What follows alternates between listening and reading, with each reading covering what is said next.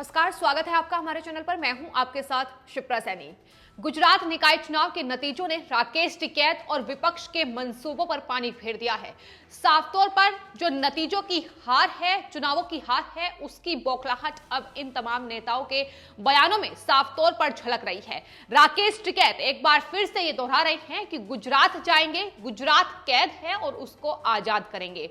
राकेश टिकैत का बयान सामने आया है जिसमें वो कह रहे हैं कि गुजरात को आजाद करवाना है, गुजरात बंधन में है, वहां के लोग बाहर निकलना चाहते हैं तो उन पर मुकदमे होंगे और जेलों में बंद होंगे, आंदोलन जारी रहेगा। आपकी एक नजर खेत पर रहनी चाहिए तो दूसरी नजर दिल्ली में आंदोलन पर और तीसरी नजर संयुक्त किसान मोर्चे पर। यह राकेश टिकैत का हाल ही में आया बयान है। जिस तरीके से गुजरात चुनाव के नतीजों ने बता दिया है कि आखिर किस तरीके से राकेश टिकैत और जो विपक्ष के तमाम नेता हैं वो सिर्फ और सिर्फ गुजरात को कहीं ना कहीं बांटने की राजनीति कर रहे हैं। झूठे तमाम दावे, तमाम वादे उनकी तरफ से गुजरात में इस निकाय चुनाव के चुनाव प्रचार में किए गए हैं और उसका जवाब गुजरात की जनता ने इन निकाय चुनाव के नतीजों में दे दिया है। जिस तरीके से गुजरात की कुल 6 महानगर की सीटें थी जिस पर चुनाव हुए थे और उसमें जो नतीजे सामने आए हैं, आपको बता दें बीजेपी ने 489 सीटें हासिल की हैं 576 सीटों में से। वही कांग्रेस पार्टी 45 पर सिमट कर रह गई है, आम आदमी पार्टी 27, एआईएम 7 और बीएसपी 3 सीटों पर ही सिमट कर रह गई। तो साफ तौर पर नतीजे ये बता रहे हैं कि एक बार फिर से गुजरात की जनता ने भरोसा बीजेपी पर जताया है।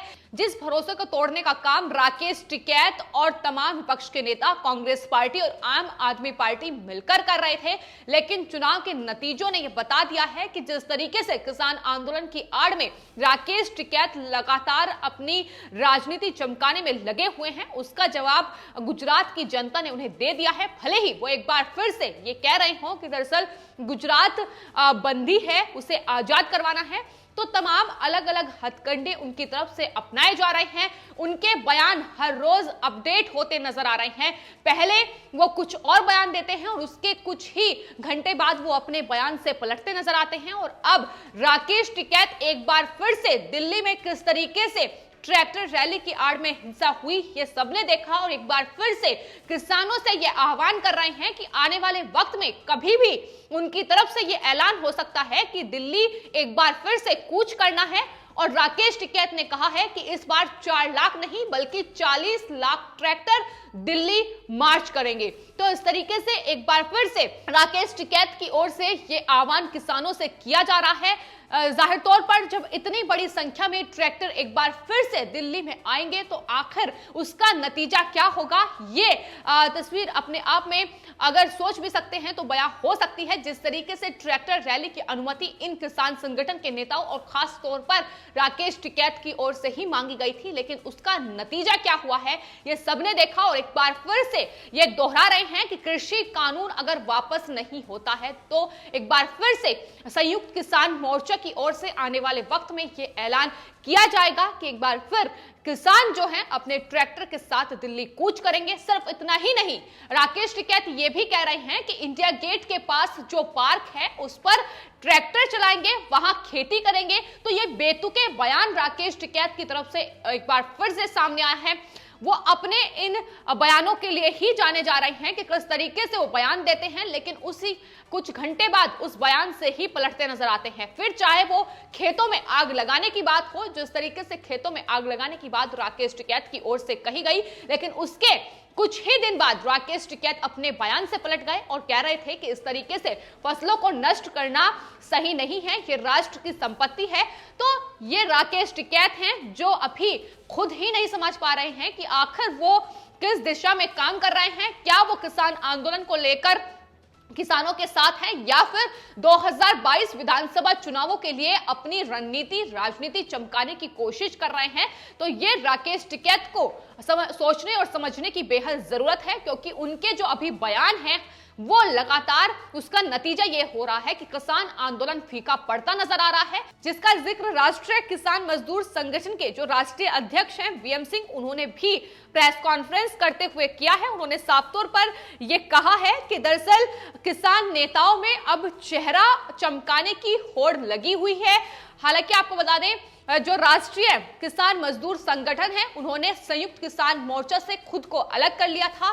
दिल्ली हिंसा के बाद उन्होंने साफ तौर पर राकेश टिकैत पर यह आरोप लगाया था कि दरअसल जो ट्रैक्टर गाजीपुर बॉर्डर पर जिन्हें रूट दिया गया था दिल्ली पुलिस की तरफ से, उन्हें भटकाने का काम राकेश टिकैत की ओर से ही किया गया है। राकेश टिकैत ही इस दिल्ली हिंसा के जिम्मेदार हैं। वीएम सिंह ने के तमाम आरोप राकेश टिकैत पर लगाए थे और यह भी कहा था कि राकेश टिकैत इस पूरी हिंसा के कर्ता धर्ता हैं, लेकिन कार्रवाई उन पर नहीं हो रही है, बल्कि जो किसान हैं उनके गांव में अब नोटिस पहुंच रहा है। तो इसको लेकर वीएम सिंह ने राकेश टिकैत पर निशाना साधा है। उन्होंने कहा है कि नेतागिरी चमकाने के चक्कर में फिलहाल ये किसान आंदोलन फीका पड़ता नजर आ रहा है और राकेश टिकैत पर हमला साधते हुए उन्होंने कहा कि किसान एकता के हित में गाजीपुर बॉर्डर पर डटे हुए थे और वहां राकेश टिकैत भी थे, जिसके साथ पश्चिमी उत्तर प्रदेश के जो गन्ना किसान थे वो साथ थे, लेकिन जिनका एमएसपी से कोई लेना देना ही नहीं था।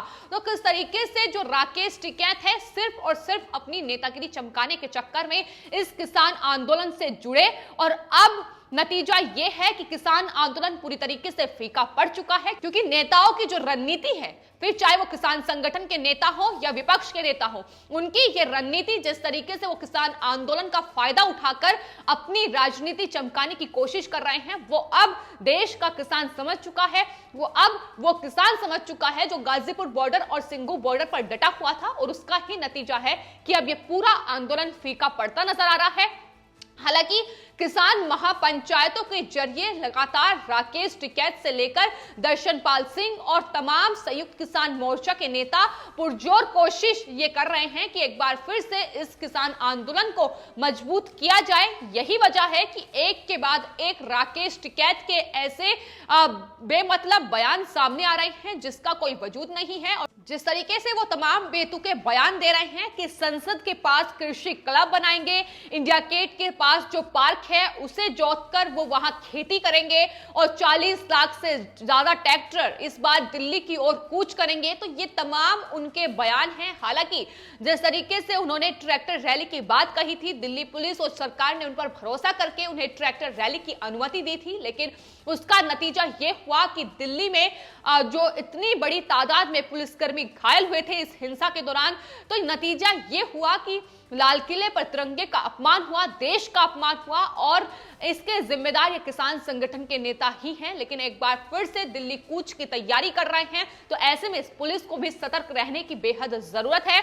तो फिलहाल राकेश टिकैत न सिर्फ इन कृषि कानूनों को वापस करने की मांग कर रहे हैं, बल्कि सरकार को भी धमकी देते नजर आ रहे हैं। उनके बयान अगर जिस तरीके से किसान महापंचायत को वो संबोधित करते हैं और उनके साथ न सिर्फ राकेश टिकैत, दर्शनपाल सिंह, बल्कि योगेंद्र यादव जैसे लोग भी उस महापंचायत में शामिल होते हैं। तमाम वो लोग हैं जिन पर क्राइम ब्रांच का शिकंजा कसा गया है दिल्ली हिंसा को लेकर, लेकिन इनकी जो भाषा है, इनके जो भाषण हैं, उनमें किस तरीके की गुंडागर्दी ये लोग दिखाते हैं वो साफ तौर पर झलकता है।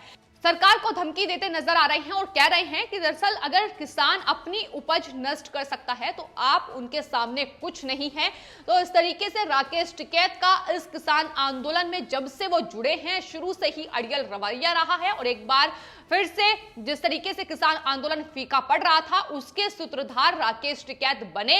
लेकिन अब गुजरात जाने की जो तैयारी राकेश टिकैत कर रहे हैं, न सिर्फ गुजरात बल्कि मध्य प्रदेश, पश्चिम बंगाल, उन तमाम राज्यों में जाने की तैयारी राकेश टिकैत कर रहे हैं जहां आने वाले वक्त में विधानसभा चुनाव होने हैं। और गुजरात में खासतौर पर इसलिए टिप्पणी क्योंकि वहां बीजेपी सत्ता में है और न सिर्फ अभी बल्कि पिछले कई सालों से बीजेपी वहां सत्ता में बरकरार है। और जिस तरीके से निकाय चुनाव के नतीजे सामने आए हैं, उन नतीजों ने ये साफ तौर पर बता दिया है कि वहां की जनता का भरोसा बीजेपी पर है। जो आम आदमी पार्टी राकेश टिकैत के साथ मिलकर और कांग्रेस पार्टी भी राकेश टिकैत के साथ मिलकर अपनी राजनीति चमकाने का काम कर रही थी, उससे गुजरात की जनता ने मुंहतोड़ जवाब दिया है। और यही वजह है कि आम आदमी पार्टी जो लगभग अपने तमाम उनके जो नेता ये दावा कर रहे थे कि दरअसल गुजरात की जनता इस बार परिवर्तन चाहती है, तो उसका नतीजा ये है कि गुजरात में 576 सीटों में से लगभग 496 सीटों पर आम आदमी पार्टी की जमानत जब्त हुई है।